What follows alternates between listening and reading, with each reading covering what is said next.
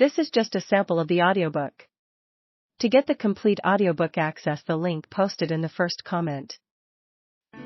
Roy would not have noticed the strange boy if it weren't for Dana Matherson, because Roy ordinarily didn't look out the window of the school bus. He preferred to read comics and mystery books on the morning ride to Trace Middle. But on this day, a Monday, Roy would never forget. Dana Matherson grabbed Roy's head from behind and pressed his thumbs into Roy's temple, as if he were squeezing a soccer ball. The older kids were supposed to stay in the back of the bus, but Dana had snuck up behind Roy's seat and ambushed him. When Roy tried to wriggle free, Dana mushed his face against the window. It was then, squinting through the smudged glass, that Roy spotted the strange boy running along the sidewalk. It appeared as if he was hurrying to catch the school bus, which had stopped at a corner to pick up more kids. The boy was straw blonde and wiry, and his skin was nut brown from the sun. The expression on his face was intent and serious. He wore a faded Miami Heat basketball jersey and dirty khaki shorts. And here was the odd part. No shoes. The soles of his bare feet looked as black as barbecue coals. Trace Middle School didn't have the world's strictest dress code, but Roy was pretty sure that some sort of footwear was required. The boy might have been carrying sneakers in his backpack, if only he'd been wearing a backpack.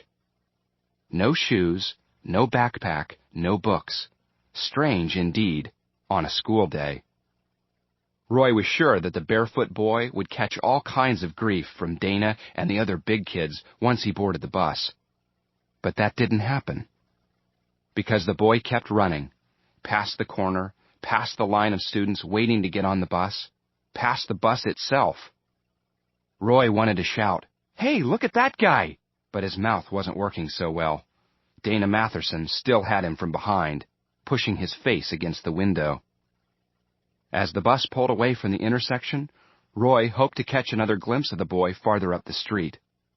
However, he had turned off the sidewalk and was now cutting across a private yard, running very fast, much faster than Roy could run, and maybe even faster than Richard, Roy's best friend back in Montana.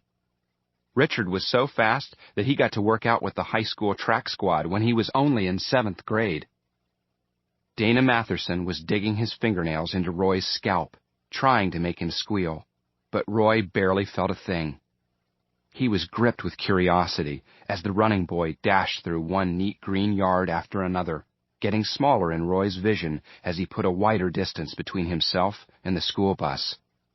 Roy saw a big pointy-eared dog, probably a German shepherd, bound off somebody's porch and go for the boy.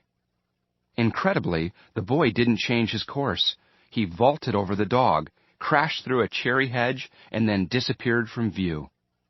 Roy gasped. "What's the matter, cowgirl? Had enough?" This was Dana, hissing in Roy's right ear.